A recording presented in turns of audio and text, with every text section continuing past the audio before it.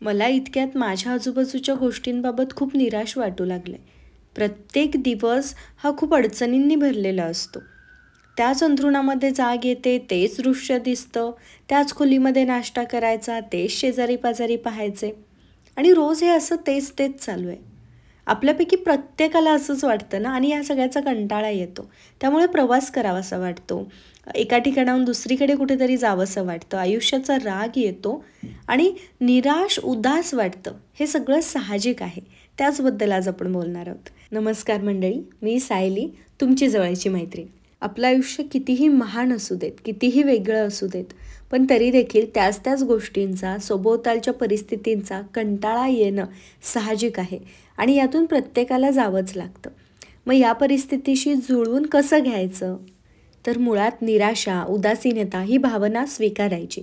आता मला निराश वाटतंय ना, मग मी माझ्या घरातल्या माझ्या आवडत्या ठिकाणी जाईन आणि तिथे बसून थोडा वेळ ध्यान करेन, काहीतरी वाचेन किंवा माझ्या मनामध्ये ज्या भावना आत्ता तयार होत आहेत, ज्या भावना निर्माण होत आहेत, त्या लिहिण्याचा मी प्रयत्न करेन. रोजच्या रोज एक 15 ते 20 मिनिटांसाठी सकाळचा वेळ काढून आपण जर कृतज्ञतासुद्धा लिहायला सुरुवात केली ना, तर ह्या उदास आणि निराश भावनांवरती विजय मिळवण्यासाठी आपल्याला खूप मदत होते किंवा त्या स्वीकारण्यासाठी आपल्याला खूप सोपं पडतं. जास्तीत जास्त वेळ स्वतःमध्ये रमण्याचा जेव्हा आपण प्रयत्न करतो ना, त्यावेळेला सुद्धा आजूबाजूच्या परिस्थितीचा आपल्याला त्रास होत नाही. आपल्याला याची जाणीव होणं खूप गरजेचं आहे की आजूबाजूची परिस्थिती आपण बदलू शकत नाही. आपण फक्त आणि फक्त स्वतःला बदलू शकतो. स्वतःच्या रुटीनमध्ये आपल्याला इतकं व्यस्त राहायचं आहे की आजूबाजूला काय घडतंय याचं आपल्याला भानच नाही राहिलं पाहिजे. आपण आपली सगळी कर्तव्य केल्यानंतर पुन्हा जेव्हा स्वतःजवळ येतो, त्यावेळेला स्वतःमध्ये इतकं रमायचं की जे त्रास आपल्याला होत आहेत, त्या त्रासांचा आपल्याला विसर पडेल किंवा त्या त्रासांचा त्रास कमी होईल. बरेच असे आपल्या आजूबाजूला असणारे लोक असतात की ज्यांच्यासोबत चर्चा केल्यानंतर फक्त नकारात्मक विषयांवरतीच चर्चा होते. आपण काय करू शकतो किंवा आपण काय केलं पाहिजे, ह्या अशा गोष्टींवरती चर्चा करण्यापेक्षा जे आपण बदलूच शकत नाही किंवा जे आपल्या आजूबाजूला आत्ता नकारात्मक घडतंय, याच विषयांवरती जर चर्चा होत असेल तर तिथे मग थांबलं पाहिजे. असे रिलेशन्स आपल्याला तोडायचे नाही आहेत, पण त्यांच्यासोबतची चर्चा जी आहे ती जास्त वेळ न करता त्याचा कालावधी आपल्याला कमी करायचा आहे. अशा बऱ्याच गोष्टी आहेत की जिथे आपण उगाचच आपला वेळ देतो. तो वेळ तिथे देण्याची गरज नाही आहे. त्यापेक्षा आपण एखादं छानसं गाणं ऐकू शकतो, आपण एखादी छानशी कविता वाचू शकतो, लिहू शकतो, आपल्या मनामधले विचार आपण लिहून काढू शकतो. आपल्याला काय आवडतं? आपल्याला स्वयंपाक करायला आवडतं, आपल्याला गार्डनिंग करायला आवडतं, आपल्याला काहीतरी आर्ट क्राफ्ट करायला आवडतं, कलरिंग करायला आवडतं. काहीही जे आपल्याला आवडतं आहे ते करण्याचा जास्तीत जास्त वेळा जर आपण प्रयत्न केला, जास्तीत जास्त वेळ ती गोष्ट करण्यासाठी आपण आपला दिला, तर नक्कीच आपल्याला आजूबाजूच्या वाईट परिस्थितींचा, त्रासदायक परिस्थितींचा विसर पडेल. स्वतःला बदलायचं म्हणजे काय करायचं? फक्त स्वतःच्या नादामध्ये रमायचं आहे, स्वतःकडे लक्ष द्यायचं आहे. मला काय करायचं आहे? मला कसं दिसायचं आहे?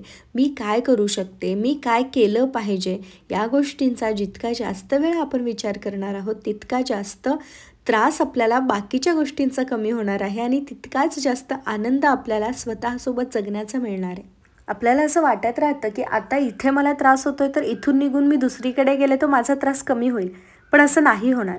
तिथे वेगळे त्रास असतात. त्या त्रासांना आपल्याला सामोरं जावं लागेल. त्यापेक्षा आहे इथेच थांबून आपण आपल्याला घडवलं तर.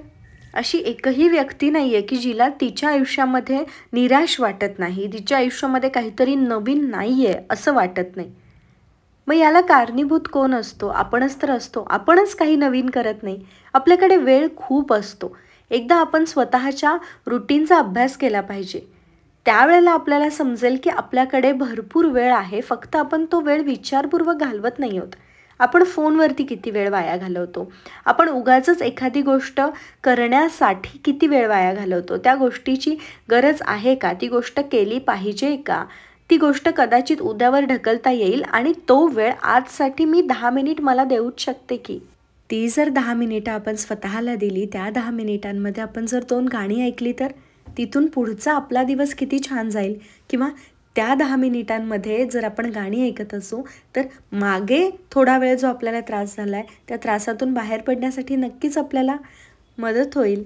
सूर्यास्ताकडे बघत चहा घेणं, सकाळच्या सूर्योदयासोबत छान प्राणायाम करणं, दीर्घ श्वसन करणं, किती गोष्टी आहेत ज्या आपण आपल्या रोजच्या आयुष्यातल्या उदासीनतेवरती मात करण्यासाठी करू शकतो.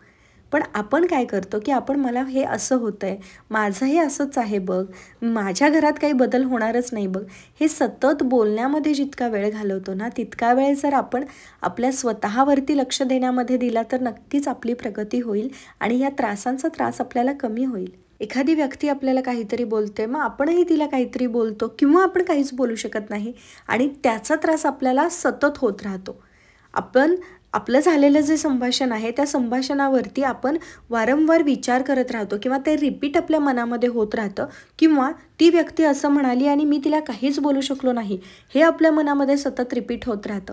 मग अशा वेळेला जेव्हा आपण लिखाणाची सवय लावून घेतो ना, त्यावेळेला ह्या सगळ्यातून आपण खूप वर जातो. लिहून काढल्यामुळे मला लक्षात आलं की ज्या गोष्टी गरजेच्याच नाही आहेत, ज्या गोष्टींचा विचार नाही केला पाहिजे, अशाच गोष्टींचा मी विचार करते आहे.